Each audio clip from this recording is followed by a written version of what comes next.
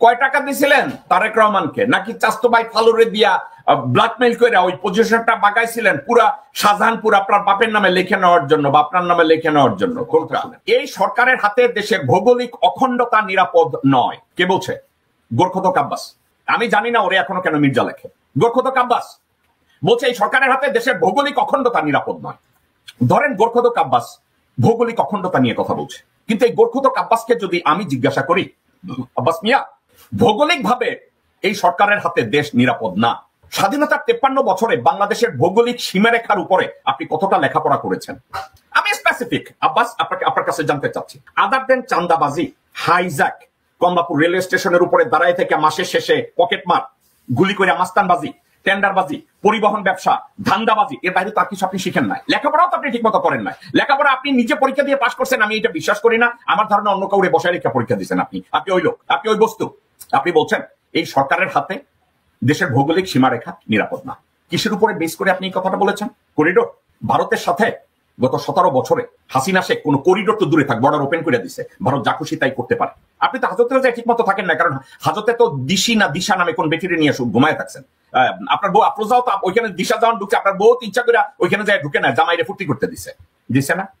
আজকের যদি আপনি ভৌগোলিক সীমারেখা, আপনার কাছে আমি যদি জানতে চাই, আপনাকে আমি অসম্মান করব না। আপনি আমার সাথে একদিন কথা বলতে আসেন, তো সে কথা বলতে আমাকে একটু ব্যাখ্যা করেন তো, যে আপনি ভৌগোলিক সীমারেখার উপরে এই দেশ নিরাপদ না, এটার উপরে যে কথা বলছেন। আসেন আমি একটু আপনার সাথে কথা বলি। গোরখদক আব্বাস, আমি গালি দিচ্ছি না, আপনাকে ভদ্রভাবে বলছি। আসুন আমি আপনার উত্থান পতন, শান্তিনগর, কমলাপুর, শাহজাহানপুর, বাসাবো, আমি সব নিয়ে আপনার সাথে কথা বলবো।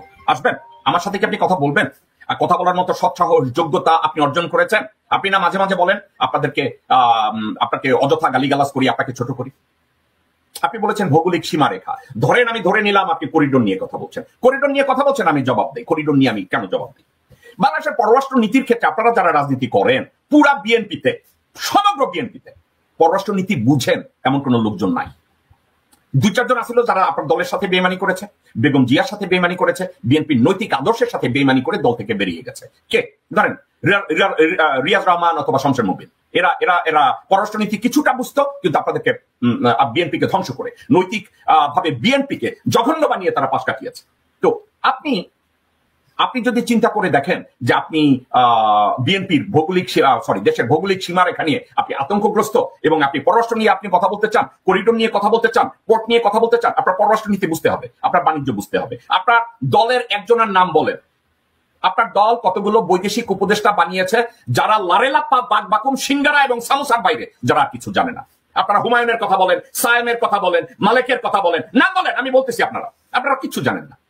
পররাষ্ট্রনীতি কি, এটার উপরে ব্যাখ্যা কি, কোন একটা দেশের সাথে কূটনৈতিক সম্পর্ক স্থাপনের পরে কোথায় যেতে হয়, কি করতে হয়, কতটুকু এগোতে হয়, এ সম্পর্কে আপনাদের কোনো ধারণা নেই। এবং এগুলো ধারণা নাই বলে আপনারা কি করেন জানেন? বিএনপি বা আওয়ামী লীগের মতো দল ক্ষমতায় আসলে তখন ওই আমলা আছে না কতগুলো, যারা সারা জীবন রয়ের বেতন খাইছে, তাদেরকে আপনারা পররাষ্ট্রমন্ত্রী বানান। আপনারা দেখেন না আপনাদের দলে অথবা আওয়ামী লীগ যদি সরকার গঠন করে কি করে জানেন? ওই সরকারের সেক্রেটারি থাকাকালীন ভারতের পয়সায় তারা সন্তানদের বিদেশে লেখাপড়া করাইছে, তাদেরকে আপনারা পররাষ্ট্রমন্ত্রী বানান। কারণ পররাষ্ট্র মন্ত্রণালয় চালানোর জন্য যে দক্ষতা দরকার, যে যোগ্যতা দরকার, ওটা তো আপনাদের নাই। আপনার কথা চিন্তা করেন, আপনাকে পূর্তমন্ত্রী বানাইছে, আপনার কি যোগ্যতা আছে পূর্তমন্ত্রী হওয়ার? কি যোগ্যতা আছে আপনার পূর্তমন্ত্রী হওয়ার? আপনি ইঞ্জিনিয়ারিং, আপনি না, আপনি ইঞ্জিনিয়ার না, আপনি স্ট্যাটিস্টিক্স নিয়ে লেখাপড়া করেন নাই, আপনি ম্যানেজমেন্টের উপরে লেখাপড়া করেন নাই। আপনি যদি ইঞ্জিনিয়ারিং এর উপরে লেখাপড়া না করেন, আপনি যদি স্ট্যাটিস্টিক্স নিয়ে লেখাপড়া না করেন, আপনি যদি ম্যানেজমেন্ট নিয়ে লেখাপড়া না করেন, আপনি যদি ল এর উপরে কোনো অভিজ্ঞতা না থাকে, তাহলে আপনার মতো গাবুরকে কেন পূর্তমন্ত্রী বানাইছে? কেন বানাইছেন? কয় টাকা দিছিলেন তারেক রহমানকে, নাকি চাস্তো ভাই ফালুরে দিয়া ব্ল্যাকমেইল করে ওই পজিশনটা বাগাইছিলেন পুরা শাহজাহানপুর আপনার বাপের নামে লিখে নেওয়ার জন্য বা আপনার নামে লিখে নেওয়ার জন্য? কোনটা আছে? কিছু এর বাইরে এর কোনো জবাব আপনি দিতে পারবেন? আমার তো মনে হয় আপনি হাওয়া ভবন অথবা তারেক রহমান অথবা খালেদা জিয়া তাদেরকে ব্ল্যাকমেইল করছেন ফালুরে দিয়ে আর নুরুরে দিয়ে। আপনারা তো এটা খুব ভালো পারেন করে, তারপরে বলছেন আমার পূর্তমন্ত্রী বানাইতে হইব। যেই মুহূর্তে পূর্তমন্ত্রী বানাইছে, রাজুকের চেয়ারম্যান নিয়ে আকাম কুকাম করছেন, করেন নাই? 2007 সালে আপনাকে অ্যারেস্ট করে নাই গোরখদক আব্বাস? আপনাকে অ্যারেস্ট করছে তো? কতটুকু অনিয়ম করছেন, বিনা পয়সায় লোকজনরে কোটি টাকা সম্পদ 2000-এ দিয়ে দিচ্ছেন, 3000-এ, 4000-এ, 5000-এ ভাবে দিয়ে দিচ্ছেন, দেন নাই? এখন একটা জিনিস, বাংলাদেশের সবচেয়ে বড় দন্যতা, বাংলাদেশের জুডিশিয়ারি একদম নাই। বাংলাদেশের জুডিশিয়ারি অর্থাৎ বিচার ব্যবস্থা নাই বলে আমি যদি আপনাদেরকে জিজ্ঞাসা করি 5ই আগস্ট গভর্নমেন্ট ফল করছে, হাসিনা পালাইছে, 24 আগস্ট আব্বাসের এগেইনস্টে কেস ডিসমিস হয়েছে, কে ডিসমিস করছে এই কথাটা কি কেউ জিজ্ঞাসা করছে বাংলাদেশে? ফর এক্সাম্পল, আসিফ নজরুল যদি বলতো যতগুলো কেস হয়েছে এই দুর্নীতি কেসগুলোকে আমরা রিভিউ করব, ডক্টর আসিফ নজরুল যদি বলতো এই কেসগুলো রিভিউর দরকার আছে, কারণ এই কেসগুলোর উইদাউট রিভিউ একটা কেসকে আমরা ডিসপোজ করতে পারি না। এই কেসগুলোকে রিভিউ হয়েছে? হাসিনার আমলে ভুয়া মামলা হয়েছে, মিথ্যা মামলা হয়েছে, উদ্দেশ্য প্রণোদিত ভাবে হয়রানি করা হয়েছে, কিন্তু আব্বাসের বিরুদ্ধে মামলাগুলো তো হাসিনা করে নাই। আব্বাসের বিরুদ্ধে মামলা করছিল মঈনুদ্দিন ফখরুদ্দিনরা ওই সময়, এবং ওই দুর্নীতিগুলো রিয়েল দুর্নীতি ছিল। তাইলে এই কেসগুলো উইদাউট রিভিউ কি কইরা গোরখতক আব্বাসের এগেইনস্টে মামলাগুলো 24 আগস্ট ডিসমিস করা হইল? রাজনৈতিক চাপে? এটা নিয়ে কেউ কোনো কথা বলছে? দর্শক কিন্তু বলে নাই। মির্জা আব্বাস রাজুকের চেয়ারম্যানকে সহ পূর্তমন্ত্রী থাকাকালীন সরকারি সম্পত্তি ভূমিদস্যুতার মাধ্যমে নিজে লিখিয়ে নিয়েছে, ঠিক যেভাবে বসুন্ধরার শাহ আলম যেভাবে নিয়েছে। তো মির্জা আব্বাস বাংলাদেশের রাজনীতি কি করে সে আবার ভৌগোলিক সীমানার কথা বলে, নিরাপত্তার কথা বলে। যেই বেটা ঢাকার জমি জমা নিজের নামে লিখে নেয়, ঢাকার সরকারি সম্পত্তি বাপ দাদার সম্পত্তি হিসাবে বলে, এই কুত্তা বাচ্চা আবার বলে যে ভৌগোলিক অখণ্ডতা এই সরকারের কাছে নির্ভর করা যায় না।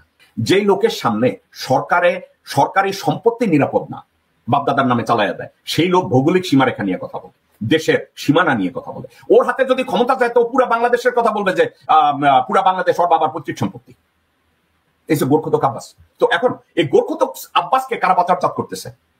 ভারত বাজারজাত করতেছে, নিজে বাজারজাত করতেছে, আওয়ামী লীগের লোকজনরা বাজারজাত করতেছে। আমি যখন গোরখতক আব্বাসকে নিয়ে আমি কথা বলি, আপনারা কি জানেন আমাকে কারা গালি দেয়, আমার সম্পর্কে কারা ট্রল বানায়, কারা বকওয়াস করে? আওয়ামী লীগের লোকজনরা। আব্বাসের পিছনে আওয়ামী লীগের সমর্থকদের অভাব নাই। আওয়ামী লীগের যে সাইবার ইউনিট তারা এখন আব্বাসের জন্য কাজ করে, আপনারা কি জানেন? আমাকে যারা গালি দেয় এদেরকে খুঁজেন, এরা সব আমি সাইবার সন্ত্রাসী। বাংলাদেশের রাজনৈতিক উচ্চাকাঙ্ক্ষা আমার নাই, বাংলাদেশে গিয়ে ঘুষ খাওয়ার বা বাংলাদেশে গিয়ে পয়সা কামানোর অথবা ভূমিদস্যুতা করার কোনো আগ্রহ আমার নাই। আব্বাস যে মন্তব্যটা করছে আমি এটার উপরে আর কথা বলবো না, কারণ আমি অন্য সাবজেক্টে যাব। সে বলছে এই সরকারের হাতে ভৌগোলিক অখণ্ডতা নিরাপদ না।